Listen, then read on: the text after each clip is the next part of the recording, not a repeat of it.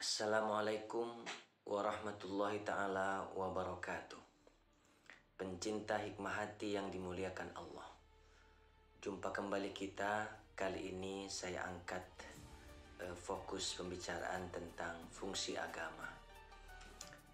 Pencinta hikmah hati yang dimuliakan Allah, agama tentunya ajarannya diturunkan oleh Tuhan, oleh Allah Subhanahu wa Ta'ala.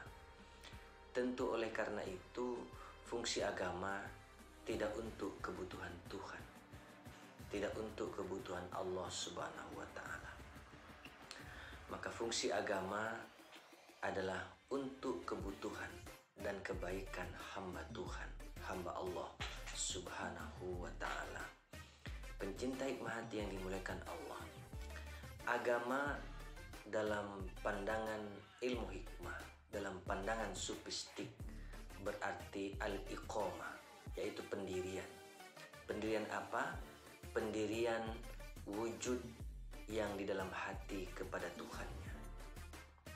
Untuk apa? Supaya wujud yang di dalam hati itu menjadi baik.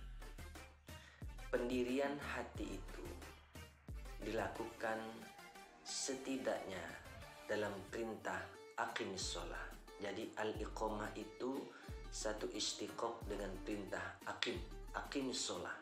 Dirikanlah sholat, dirikanlah hubunganmu wahai wujud yang di dalam hati kepada Tuhannya. Oleh karena itu sebenarnya sholat itu ada pada semua ibadah kalau dalam ajaran Islam. Pencinta hikmah hati yang dimuliakan Allah, kita langsung kepada fungsi beragama. Sekiranya manusia itu dalam keadaan baik-baik, saya ulangi, sekiranya wujud yang di dalam diri manusia ini dalam keadaan baik-baik, dia tidak emosional, dia baik-baik saja hubungannya dengan sesama, dia baik-baik saja hubungannya dengan alam semesta, maka Tuhan tidak perlu menurunkan atau mengutus para nabi untuk menyampaikan ajaran beragama.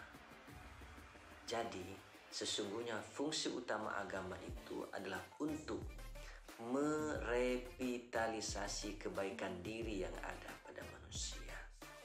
Oleh karena itu beragama itu tidak cukup di ucapan, tidak cukup pada ritualistik. Ritual ibadah itu jika hati ini tidak berpendirian kepada Tuhan, maka itu akan sia-sia. Artinya atau maksudnya sia-sia, tidak mendapat kebaikan bagi perilaku dirinya di hadapan sesama manusia di permukaan bumi ini. Pencipta hikmah hati yang dimuliakan Allah. Jadi jika orang itu dalam bermasalah hatinya, rasanya yang dirasakan pada hati ini, dia bermasalah, dia emosional, dia marah, dia benci, lalu tidak bisa didamaikan, tidak bisa dibetulkan, tidak bisa diperbaiki, tidak bisa diredam, maka sesungguhnya kala itu orang itu sedang tidak beragama. Dia sedang tidak ingat Tuhannya, timbul dendam dan lain-lain.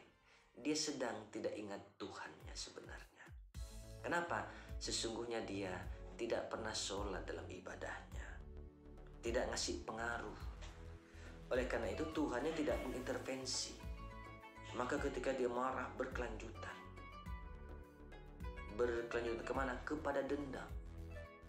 Agamanya hanya di mulut saja.